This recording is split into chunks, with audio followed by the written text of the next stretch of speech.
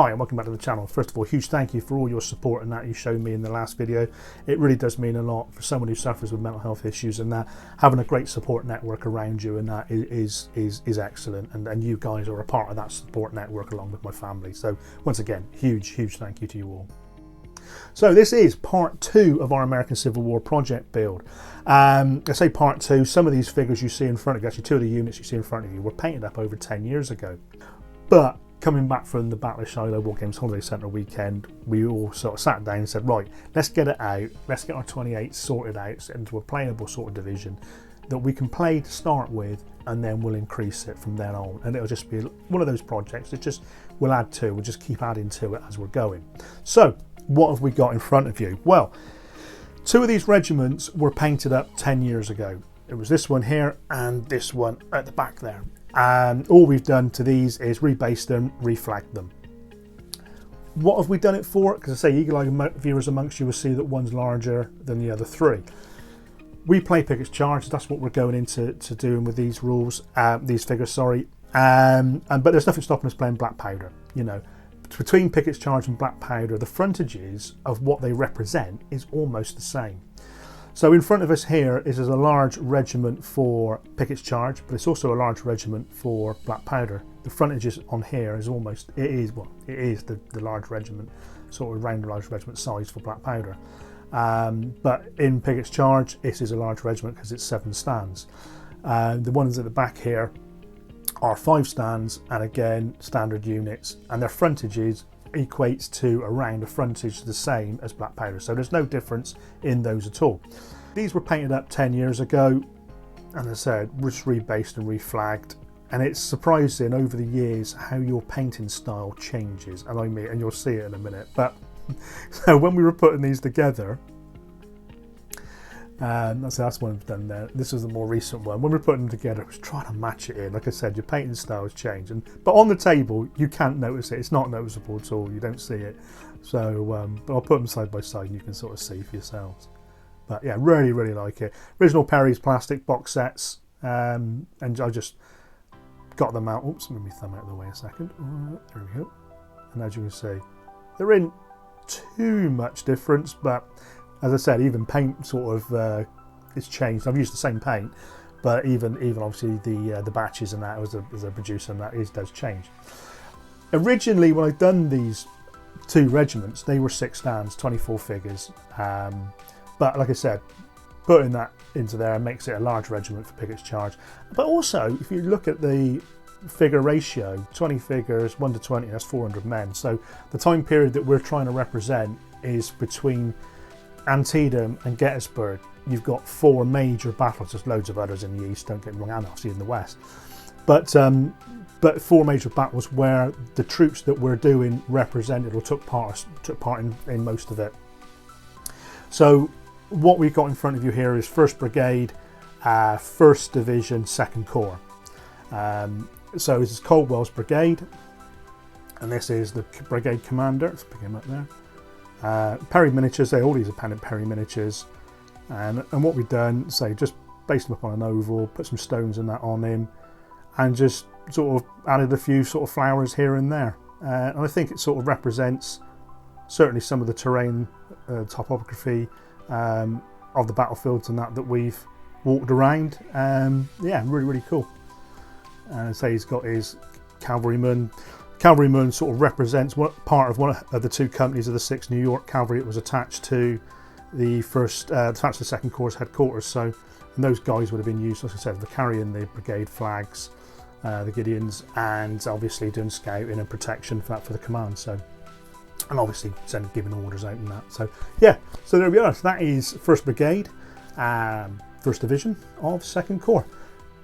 The 2nd Brigade, which is the Irish Brigade, have already been done. All we've done with those is reflagged and rebased those. I've done their brigade commander. That's something we have added in, and I'll show you that in another video. And that, so again, I get these 2 brigades together and we'll sort of have a look at that. So next up, then we have the 3 batteries of artillery. We remember in the last video I shown you that these were just based up, and we were talking about what sort of basings and that to use. So I've gone for sort of generic stones. I did like some of the suggestions and that was made, and that was really cool.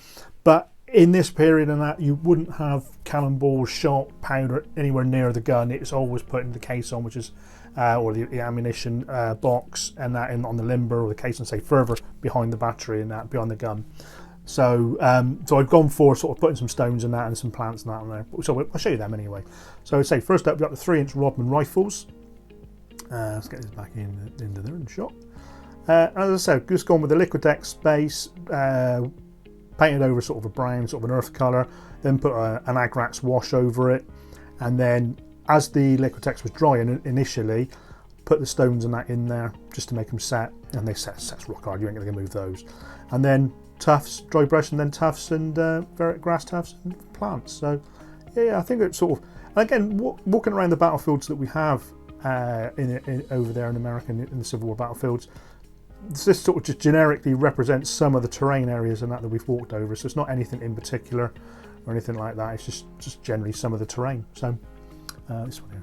Here's the 12-pounder Napoleons, and like I said before, the Perrys only do one Napoleon barrel, which is a bit of a shame. This is the Union one, which is more of a flared end. The Confederate ones are more sort of, they have a taper, but not as bulbous as what the Union ones were.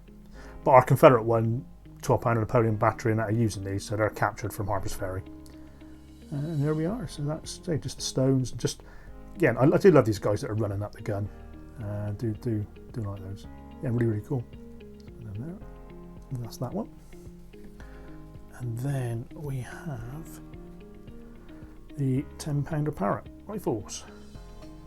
So there we are. Again, exactly the same. Just dotted about a few plants and that, just to sort of give it sort of different bit of texture and a different sort of bit of colour. And that, they're really, really cool. Yeah, I really like these. They're really, really nice. But as I said, it's 3 batteries of artillery. Now you can play them, again, Piggish Charge and Black Powder. You can play them, you can paint up a colonel.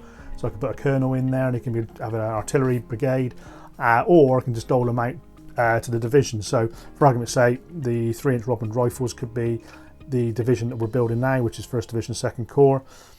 The 12-pounder Napoleons could be for 1st Division 1st Corps, and these guys, the 10-pounder Parrots, are going to be for the cavalry. So it could be a mixture of anything you want it to be. Put them wherever you want. So yeah, it's all really, really good. So that's the artillery. So finally then we have the command for the 1st Division 2nd Corps, and then all Perry miniatures. In the centre here we have the divisional commander. Let's put them up there, so all based up and that. You might remember I've sort of shown you bits and pieces and that of these in the last video. Let's say these are all now completed. A few stones and a few plants on them. Flags are by GMB. Again, I had these years ago, but again, sat in the box, never done anything with them. So ideal time now to get them out. And as I said, put them on, get them all based up properly as in the representative division. So yeah, really, really, really cool. Yeah, so that's 3-figure command base for the divisional command. So 1st Brigade you've already seen, so just quickly flick through this one. You've already seen this one, the infantry and that we had. Again, popping down here. 2nd Brigade, this is the Irish Brigade. Now everyone must remember the 2011 salute figure. Again, painted him up years ago and just never done nothing with him. So he's now come into the Irish Brigade as commander. Really, really cool. Really, that's all based out, done nicely there. And in there. And then 3rd Brigade.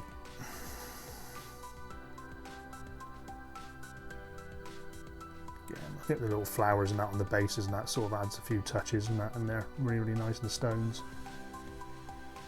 Really cool. And that's 3rd Brigade. So there we have it then, guys. That is the, well, let's say one of the brigades I've shown you, the Irish Brigade, and that I will get around to putting them out along with the 1st Brigade, and we'll do a showcase. So that's the Union for the moment. We are busily beavering away with some Confederates, and I'll get around to doing some videos and that of them shortly. If you're on the Facebook page and that, if you follow us on Facebook, you'll see that there's lots of work we've been doing with the Confederates, and obviously these Union, you would have seen these in the progress we've made on these. So if you haven't already followed us on Facebook and that, check out the description and that Facebook link, click on there, follow us on there, and that way you'll be able to see what's going on in the background and that whilst we're making videos. So that's a huge thank you, and appreciate it's a long video and that. I was a little bit conscious about that.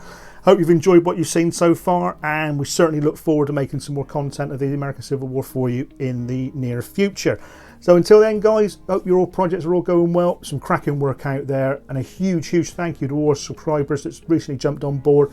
Really do appreciate your support on here on YouTube. But again, think consider about coming onto our Facebook page as well. So until next time, guys, please stay safe, and as always, happy wargaming.